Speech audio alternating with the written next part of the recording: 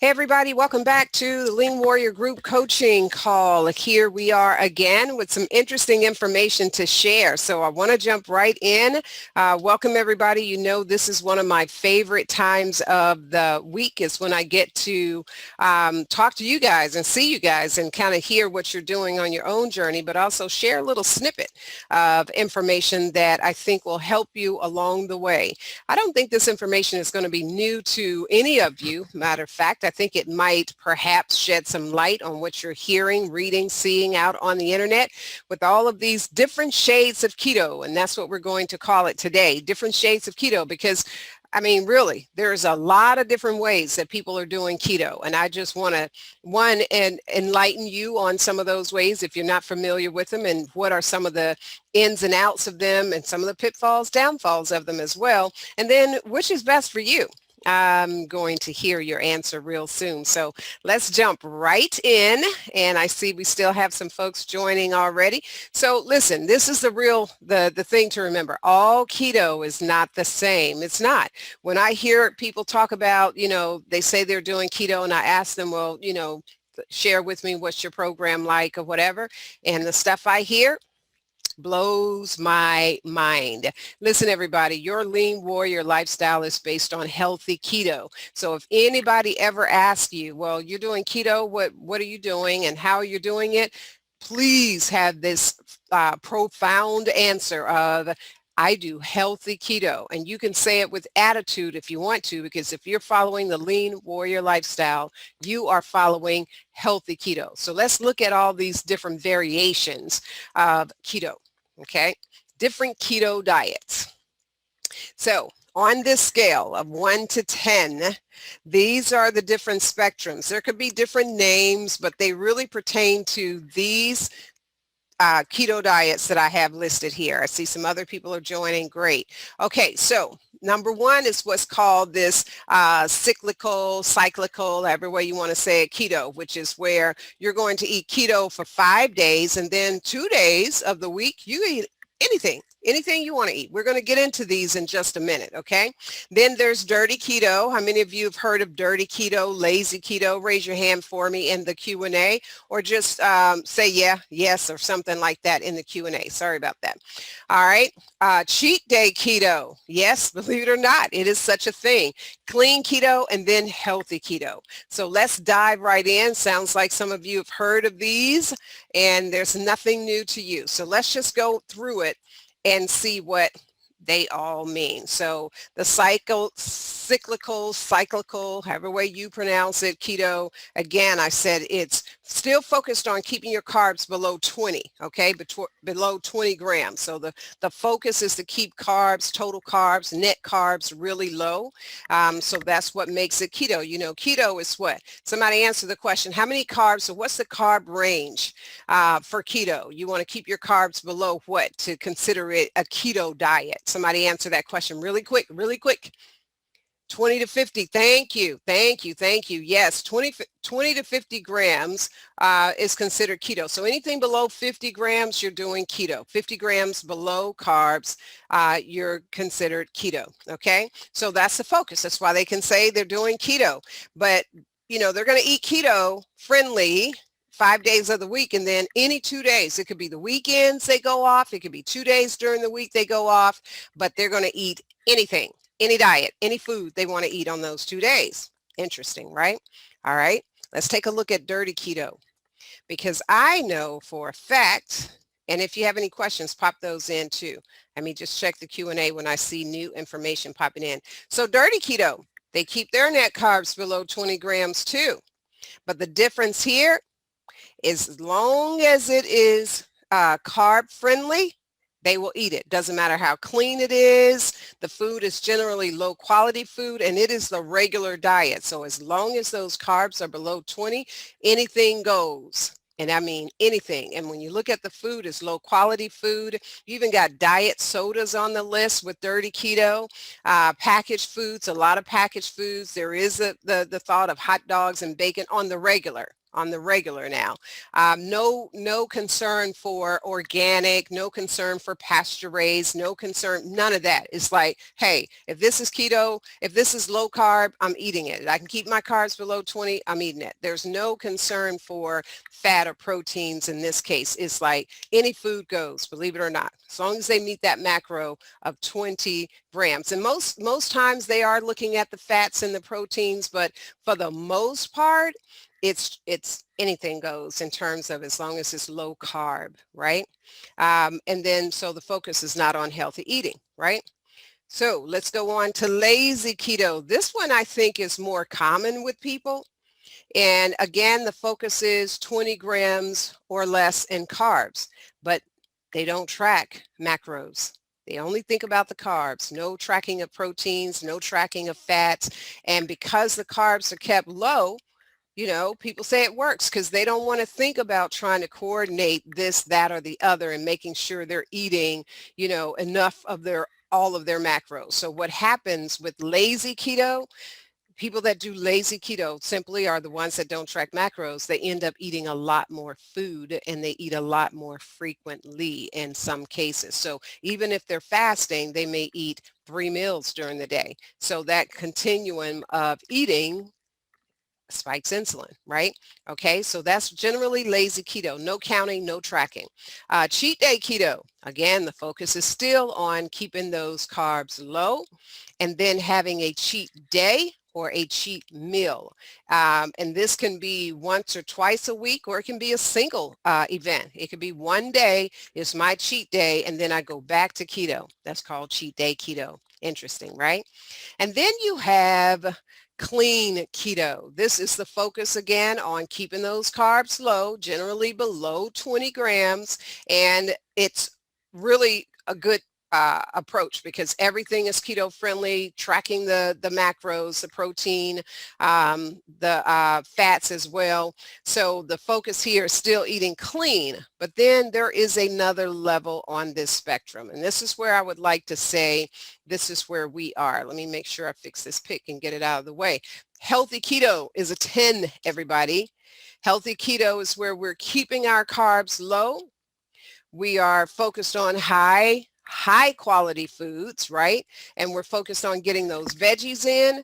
We're focused on intermittent fasting. So we're combining this as the norm, the standard. There is no such thing as a cheat day or a cheat meal. Everything we eat is focused on healthy keto. So tell me in your Q&A, what do these keto variations have in common?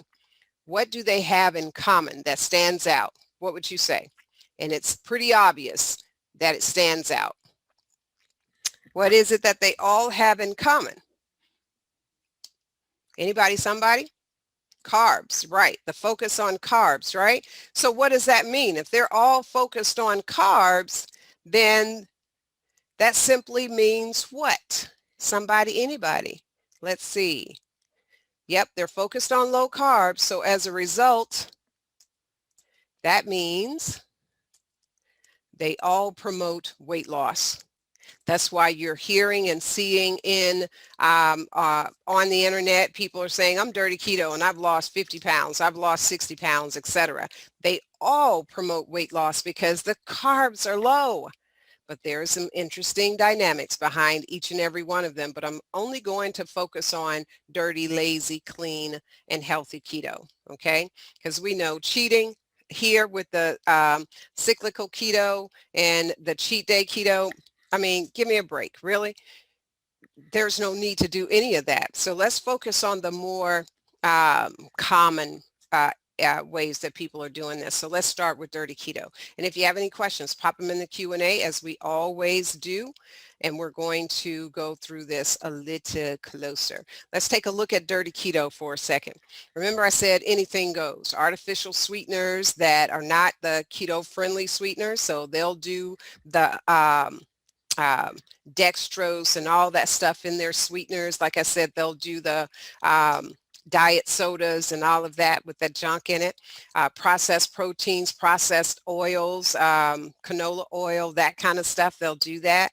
Low carb snacks. And this is the other thing with Dirty Keto. I see it a lot in some of the posts that people make in some of the groups that I'm in. And it's like, hey, I tried these keto snacks or whatever, excuse me. And the ingredient list is like, 100 words long. It's ridiculous, but they say they're so good because they're low in carbs, right? And then you've got the pork rinds and the beef jerky. Somebody, why is this significant? Because pork rinds are keto friendly.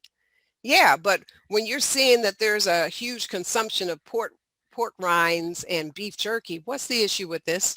What's the number one issue around pork rinds and beef jerky? Somebody, anybody? What do you think? It's the snacking. Yeah, it's definitely the snacking, but it's the salt. And it's the type of salt. A lot of MSG type stuff in it, the flavors. This stuff is highly flavored. That's where it's getting this, people are addicted to this stuff. I've never liked it. I don't eat pork, so I can't tell you about pork rinds. And then these cheese chips that are on the market that are promoted as keto friendly because it's cheese, but again, 1,000 ingredients. And then chocolate. Chocolate is not your Lily's chocolate that's sweetened with stevia. This is chocolate. And usually they're going after more of your dark chocolate that's sold, on the market, and they say it's healthy and they're going to eat it. So I just want you to be aware, and this is a big thing here. A lot of deli meats are eaten. That's why I said hot dogs and things like that. I see a comment on the call, so let me make sure I get this. Yeah, processed foods, absolutely. High in processed foods, and fast foods are common. This is interesting because I was talking to someone and they said, yeah, my coworker's on keto. She goes to the fast foods at lunch, but she'll take the bun off. What's wrong with that picture, guys? What's wrong with that picture? Yes, it's keto to take the bun off, and you're eating, whatever burger and the lettuce and the tomato, and that's on the regular. So what's wrong with that picture? Anybody, somebody? Fast food is not food. I can tell you that. I agree. Well, it's not clean meat either. It's not clean. The beef is not clean. The chicken is not clean. So you're getting some of everything. And then you're getting the stuff that they call cheese. If you're doing this melted cheese, like she was saying, Taco Bell is one of the girls' favorite. I'm like, what is she eating at Taco Bell? I can't see it, but she's lost some weight, right? She's lost some weight. Absolutely she has. But here's the issue with Dirty Keto. So when somebody tells you they're doing Dirty Keto, we don't, oops, that was my mistake. Sorry. I hit a button that took me too far into the presentation. So I'm going to navigate back in for a second. So give me 1 second to build up where we were. Here we go. So here's the danger that this leads to, because the focus is on weight loss here, and it's on weight loss using nutrition deficit foods, right? There's not no nutrition in a lot of this stuff. So what's happening, it's going to cause bloating. It's going to cause the sugar cravings and hunger because the body isn't getting any nutrients, right? So that constant eating or the combination of foods to get satisfied and then go on and you're still hungry. But the other thing about this is that it's also promoting that insulin resistance issue, right? It's also doing that because you're going to see those health conditions aren't quickly getting improved. They're actually, in some cases, in some people, deteriorating. Because you are giving the low carbs, but the type of food is not giving the body the nutrients that it needs. So it's slow to heal in some of these areas. And then the weight gain can come back, and it can come back rather quickly when you're out of ketosis. So there's some ebbing and flowing. If people are really true about their Dirty Keto journey, yeah, they're losing weight. And some people have lost a lot of weight because anytime you cut those carbs back, you are going to see some major weight loss, okay? But we are after something else. Lazy keto. This is really important too, because remember I said the focus is simply on the carbs and not counting any other macros. So we know that if you're eating too much fat, too much protein, the body is going to convert it to sugar, store it as fat. So the weight loss is going to be potentially slower in some cases. It may ebb and flow, lose a lot of weight in the beginning because the body has now reduced all the from 300 or 200 grams of carbs to 20. So yeah, you're going to lose weight there.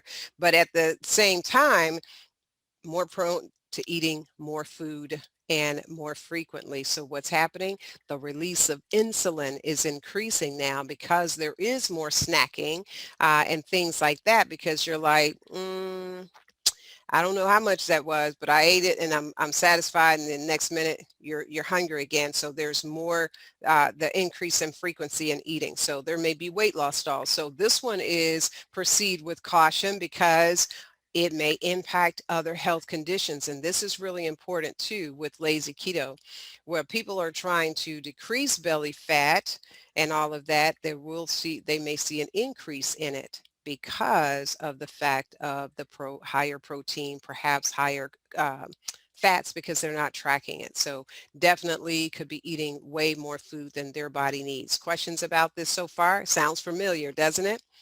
All right, so let's go on. Clean keto is what it's called. It's clean eating, follows the keto protocol, but not necessarily intermittent fasting. With clean keto, the focus isn't always on introducing or implementing intermittent fasting. It's focused on the dietary side of it, of what you're eating. And it's not focused on the quantity of vegetables either. It's just saying, is this a low carb food? Is it meeting my fat macros, my protein macros? Then this is good for me to eat, right? The focus isn't necessarily on organic, but there is a big attention and awareness of eating cleaner. So when they say clean keto, they're simply saying it's following the protocol of keto, but not necessarily all the clean ingredients of keto, but majority of it is, right? So they're not venturing off in terms of snacking here, a cheat day, etc. They're staying true to the protocol. So the last one is Lean Warrior, Health Keto. This is where we get down. That's why I say we don't have to step. We don't have to do this. We took our game up. We said that we will follow the healthy keto protocol. And what separates us from the rest of the pack, what puts us on the scale of 1 to 10 being a 10, is that we are following the keto protocol. We do track macros. I hope you do. So you know if you're eating enough or too much for your fats, proteins, and carbs, and keeping those carbs low. But we are intent on intermittent fasting. Yeah, we're intent on eating 2 meals and 1 meals, or doing at least a 16-hour fasting protocol. Some of you are doing way more than that on the regular, 1 meal a day for long periods of time, and that's working for you. That's great. And some of you are, doing the extended fasting, 48 hours, 72 hours, and incorporating that on the regular as well. So the difference here is that introduction of intermittent fasting, as you guys know, accelerates the healing process, accelerates it significantly. Why? Why does intermittent fasting, guys, accelerate the healing process on your keto journey? Answer that question for me in the Q&A, folks. Answer this question. Why does intermittent fasting, autophagy? Yes, autophagy is a significant part of that, but autophagy kicks in at the 18th hour. So even if you're doing 16 hours, it is going to accelerate your healing process. So I will accept the answer of autophagy. I'm looking for another answer though that is super, super powerful. It keeps sugar under control. That answer is correct. It does keep blood sugar under control. The bigger answer, though, it shuts down insulin release. It shuts down the production of insulin, because if you're not eating, you're not releasing insulin. Insulin is released when you're eating, and if you're eating incorrectly, it's a whole lot of insulin. So when you're fasting, you're not eating. And if you're not eating, you don't have that huge spike of insulin if you're dirty keto and some of these other things. But if you're doing healthy keto and you're doing intermittent fasting, yes, you have significant improvements in autophagy, blood sugar control, but that insulin, that focus of shutting down the insulin production because the pancreas doesn't have to release any insulin because you're not eating, then that healing process is magnified. Now you add autophagy with that, you add the control of blood sugars with that, the healing process is magnified. Okay, so that's why we pair intermittent fasting with our keto journey for the results of healing. The weight loss comes out too. I mean, it's a part of it. It has to happen. That's why I say, don't worry about weight loss. It's going to happen.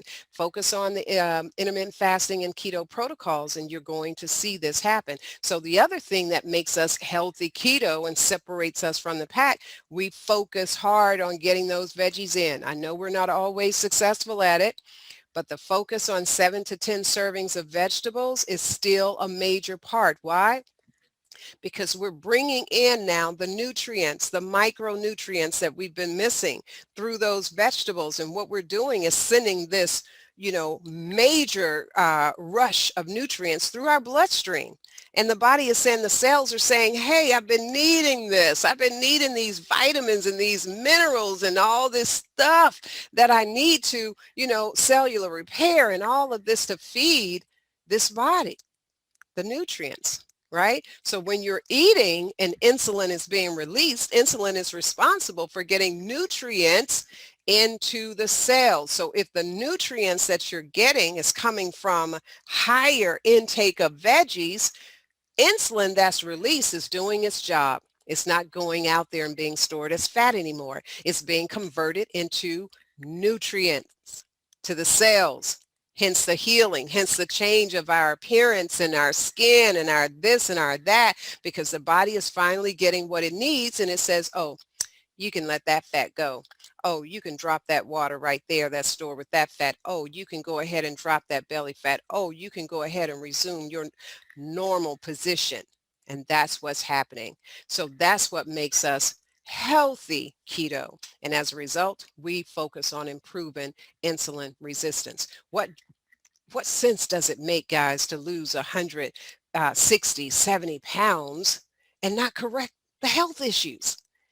These folks are doing dirty keto. Yeah, they're dropping that weight and still popping some of these pills. Now, you can lose the weight and find that the blood sugars do come down and this comes down, but then did something else go up? We don't want to run that. We don't take that risk, right? So the Lean Warrior lifestyle promotes healthy keto. All the way on the other spectrum is where we are. So let's take a closer look here. I got this wireless mouse and I keep touching it, forgetting that I had not changed the batteries out. So which is best for you? I hope your answer is what I think it should be, but your answer really should be based on, what is it that you really want? Do you want to be healthy, or do you want to lose weight? Or do you want to be healthy and lose weight? Your answer really should be you want to be healthy. The weight is going to come off. This is so important. And I know it sounds a little crazy in the sense of, we don't want to carry this weight, but we want to be healthy. Without our health, we know we can't do much of anything without our health. So we want to be healthy first. Then we want to drop the weight. Then we can expect the weight to drop. So if ever asked, do you want to lose 160 pounds? No, I wanted off blood pressure medicine. I wanted the pain out of my ankle so I could walk. That was causing me to walk one step at a time. Whatever things that you saw that were deteriorating in your body, you wanted that stuff to reverse. And that's what I say when people come onto this program or come into this program. I know we've got weight on our minds because we are, but the top of mind should be these questions right here. Because obesity is so dangerous. It says harmful here, but it's dangerous. It's deadly, and that's how to look at it. I was morbidly obese. That was a death status. That obesity-related illness and disease that can take you out, stroke, heart attack, etc., that can lead to death. Gout, gallbladder issues, osteoarthritis, painful, but may not lead to death per se, unless it's some super severe case of it. But when you're talking about obesity, there are stages of obesity, right? So I was already at the top spectrum of that stage. So the first question we should be asking ourselves is, what health issues am I dealing with right now that I need to improve, eliminate, or prevent down the road? So what health issues? And a lot of people coming into the program, they're not on any medications. And that's a good thing. If you are not having to take any medications, that's an amazing thing in today's time, right? But what I want to say to you is this. By the time diabetes is diagnosed, by the time diabetes presents itself, that's really how I should say it. By the time diabetes presents itself and it is diagnosed, it has already done a lot of damage. Okay? I'm going to give you a scenario. I think I mentioned this the last time we met. I'm talking to my oldest brother. He lives out of state. I did not know until that conversation my brother was diabetic, diagnosed as diabetic 2 years prior. I didn't know it. I also didn't know the amount of medications he was on and the other ailments. His list just continued. And I just said, I'm just going to listen. Tell me what medications you're taking. Tell me what issues you're having. And he would go on. And then he said, yeah, and I'm taking this medication. Some of them I was familiar with, and some of them I wasn't. But I knew based on the name of it what it was for. Statins, it's a statin is cholesterol, right? So if you hear that name, some name ending in a statin is a cholesterol med. So I could figure that part out. And he went on and he went on. And by the time the conversation ended, I was trying to hold it together. I really was. I was trying to hold it together because I'm like, I didn't know any of this. I've been on my journey for 2 years. I could have helped him, but you got to know that people got to be ready to be helped. They got to want to be helped. They got to be ready to change. My oldest brother is pretty stubborn, and he's like, I don't know about that keto stuff y'all doing. I can cut this out and this out. I can cut this out, but I don't know about cutting that out. I don't know about this. He goes on and on. And after I hung up the phone with him, I broke down. I had a meltdown. Mom tried to console me. I was like, I didn't know this. And the reason why I had the meltdown was the whole reason why I ended up calling him when I heard Mom say that he was having numbness in his fingers and his toes. And I said, he's having what? She said, yeah, he's having a lot of tingling sensation and numbness in his fingers and his toes. And I said, is he diabetic? And she said, yeah. I was like, wait a minute, hold on, let me get him on the phone. That's what prompted it, right? So he's telling me this, that he was diagnosed 2 years ago. And listen to me on this. Tingling in your fingers and your toes is a sign of nerve damage. The degree of nerve damage is determined by the degree and frequency of this numbness. You should know from nerve damage comes amputation. That simply means that there is a problem here in these extremities, that the blood flow is impacted, the nerves are impacted, and it's all related to sugar. And so when I told my brother, I said, do you want to live a long, strong, healthy life without anybody needing to take care of you? Then you need to listen to me. Stop talking now. And I told him, I said, you can start this journey slower than Mom and I started it, but you got to start it, and you will find yourself better for it. And so when I said, brother, that sounds like nerve damage to me, he said, yeah, that's what my doctor was saying. And I'm like, oh, Lord. So all I'm saying is whatever issues, health issues that we know of, that should be our primary driver to change our bodies, to get on this healthy keto bandwagon and begin to reverse this stuff and eliminate this stuff. And then there's stuff that's been lurking that we don't know. If you've got some borderline numbers, and this is for, I think for the people that have been around for a long time. Oops, sorry. I keep hitting that button for some reason. For those of you that have been around for a long time, I see some comments are out here too.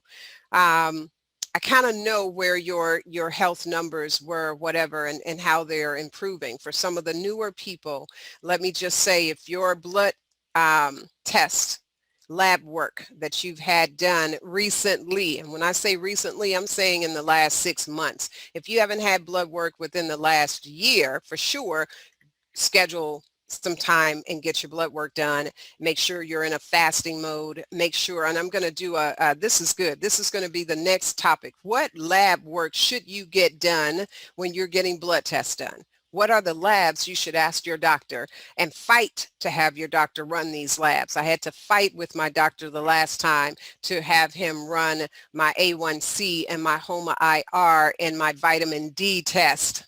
Okay, he's like, well, what? Run it, include it, write it, right?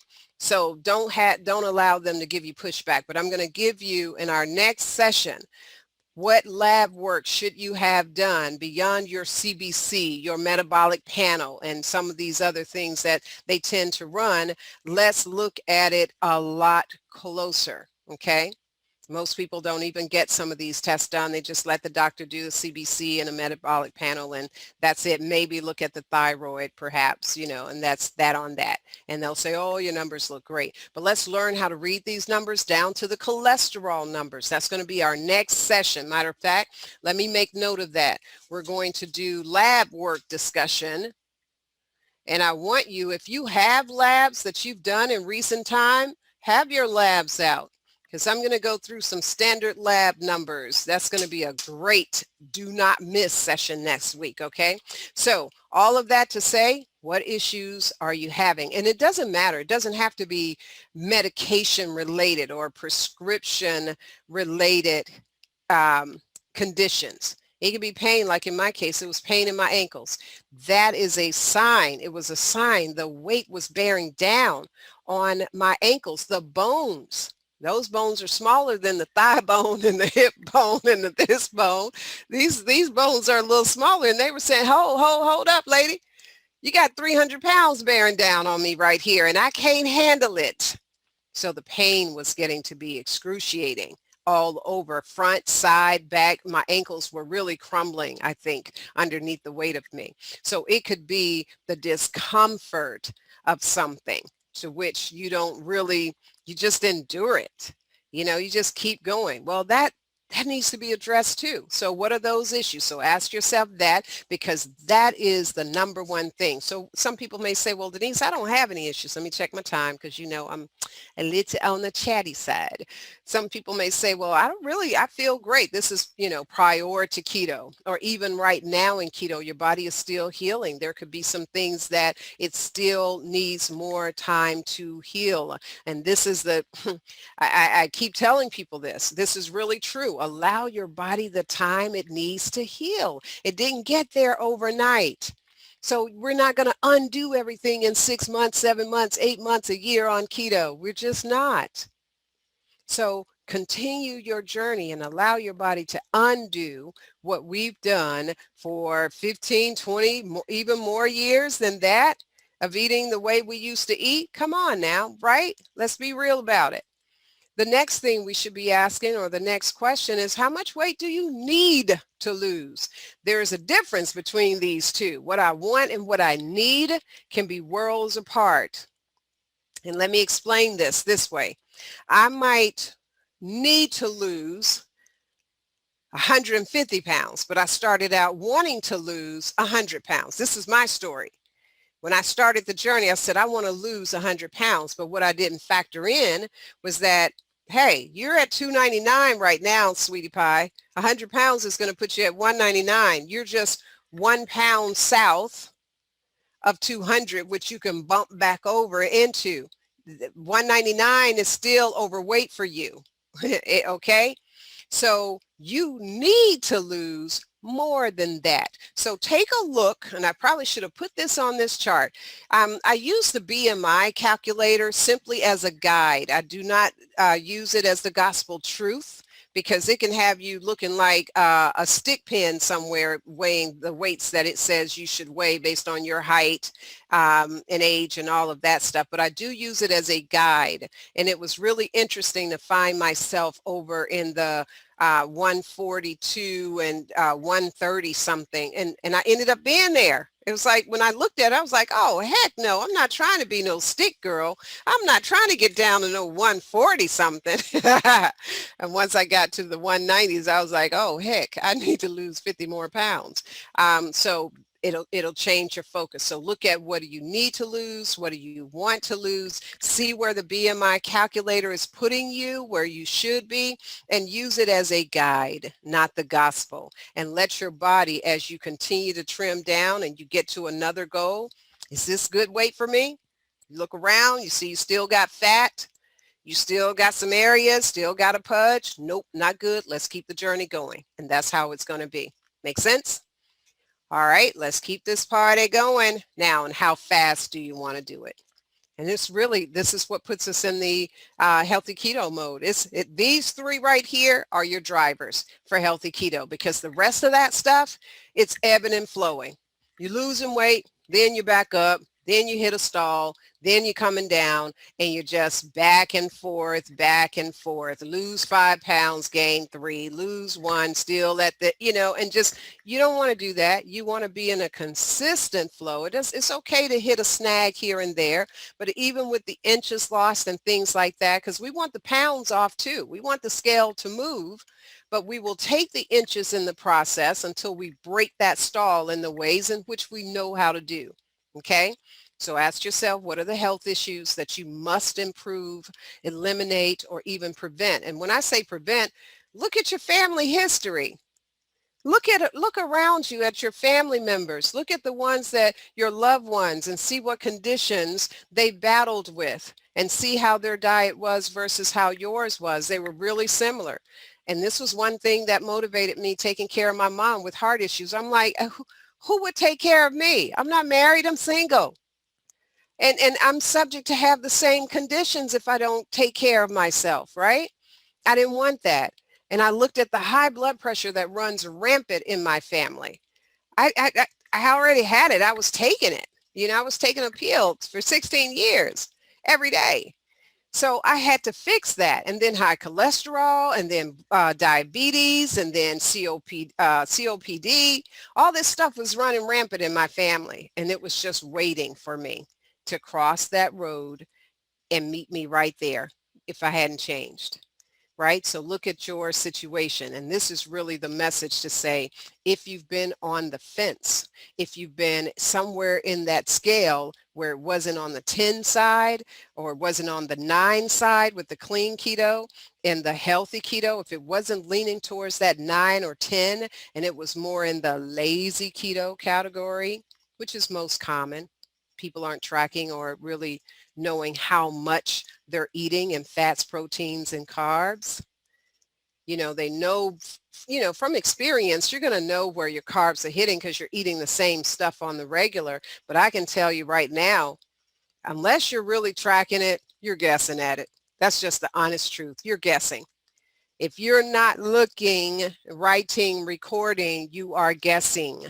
And when you guess wrong, then you could be contributing to your slow progress.